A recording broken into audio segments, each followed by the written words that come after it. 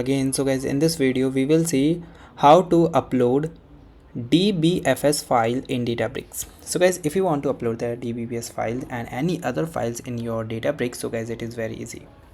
So guys, for uploading the document and anything, so guys, here you see there is a place. First you go for the new, and guys, here all these things are shows here, like your notebook, query, data things. Okay, and for updating the DBFS file, simply go here, then visual data preps,